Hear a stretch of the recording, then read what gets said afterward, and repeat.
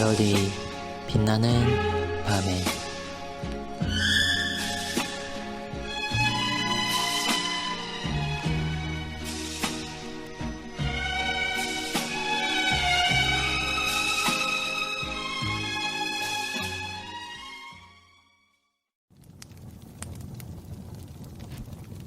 말씀의 설교 본문은 12, 13일차에 나와 있습니다. 해설 웨스트민스터 총회에서 예배 모범이 작성될 때에 상당수의 총대들은 설교에 대한 모범이 작성되는 것에 대해 반대 의견을 주장했습니다. 대표적으로 휘테커와 같은 사람들이 긴 논쟁을 벌이며 반대 의견을 제시했으나 루터포드를 비롯한 스코틀랜드 총대들과 다수의 총대들에 의해 예배 모범 안에서 다루도록 결정되었습니다. 그러나 분명한 사실은 웨스트민스터 총회가 소집되었을 때에 이미 설교에 대한 경시가 있었다는 점입니다.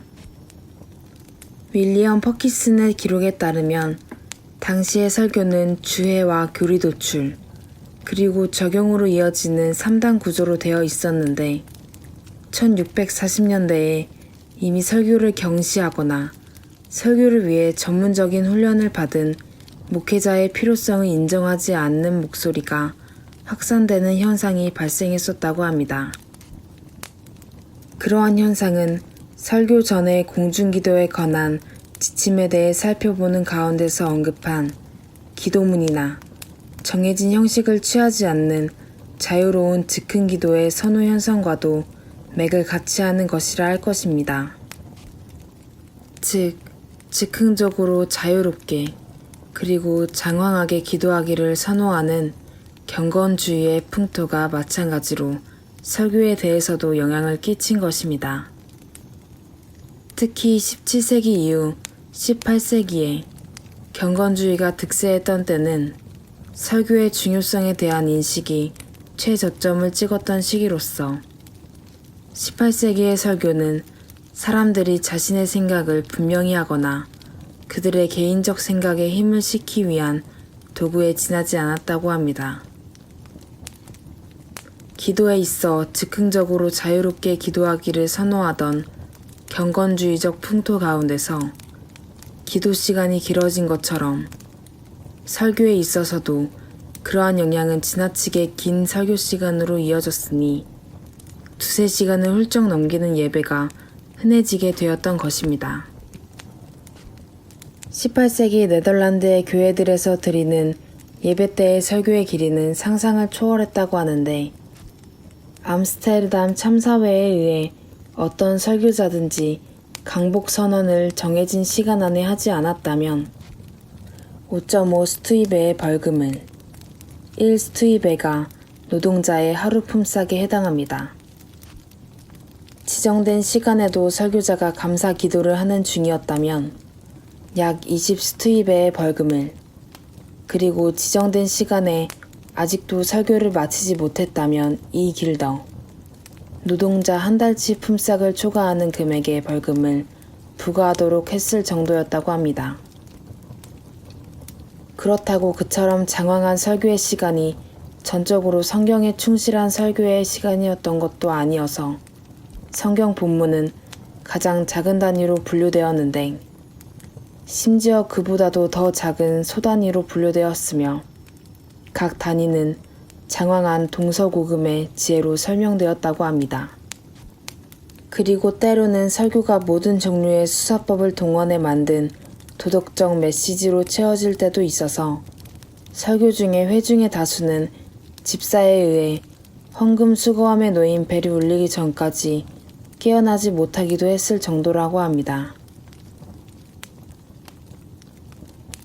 그러나 이미 17세기 중반의 웨스트민스터 예배 모범에서는 그러한 폐단들을 미연에 방지할 수 있도록 도입부는 간단하고 명료해야 하며 본문 자체나 문맥 또는 평행 본문 혹은 일반적인 성경의 문장에서 도출하여야 한다.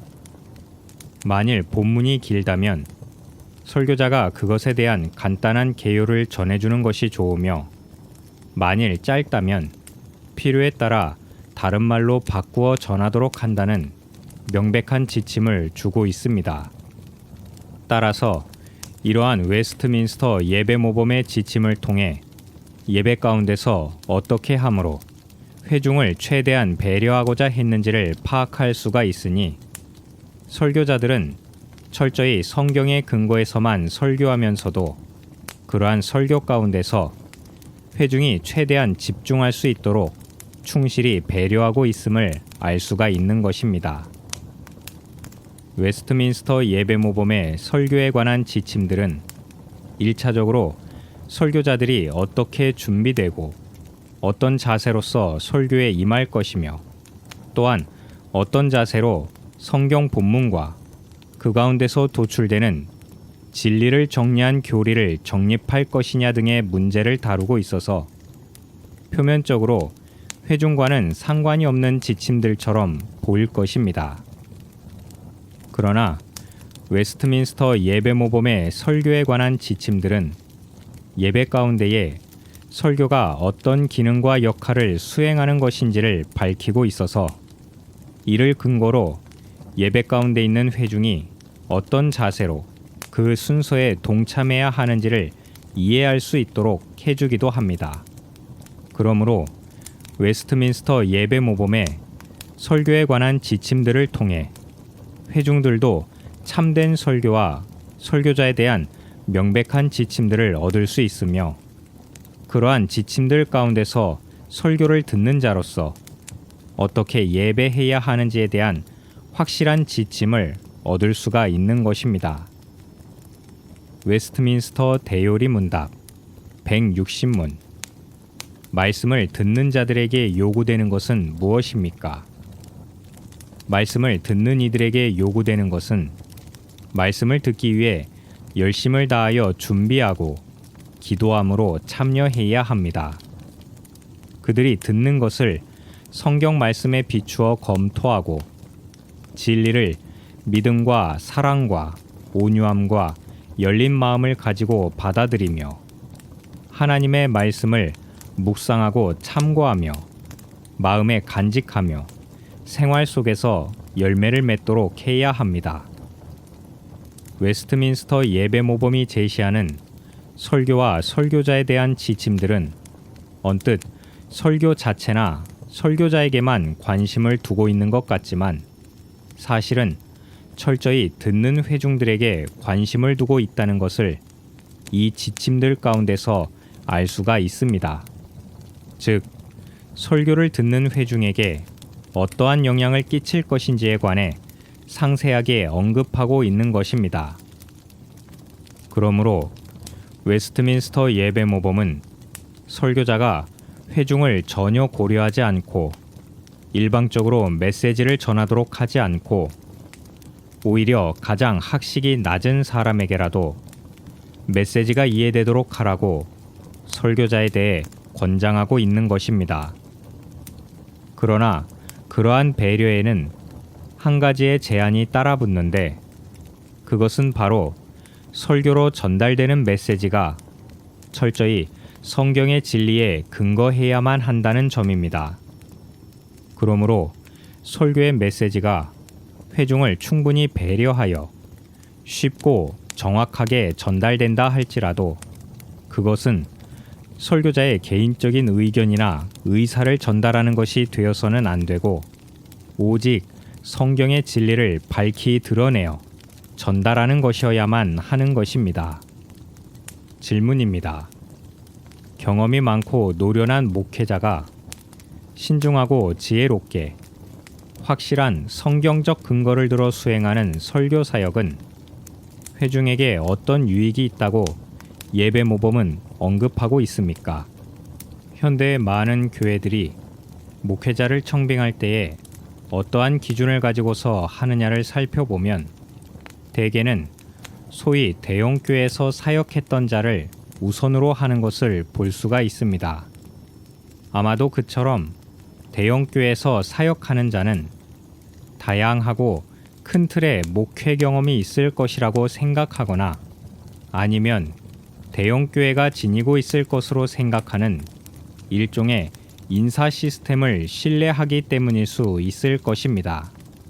그러나 오늘날 많은 교회들이 웨스트민스터 예배 모범이 제시하는 예배와 목회의 틀에서 크게 이탈해 있음을 볼 때에 웨스트민스터 예배 모범이 말하는 경험이 많고 노련한 목회자가 대형 교회에 속했던 목회자일 것이라는 생각은 전혀 근거가 희박함을 알 수 있을 것입니다.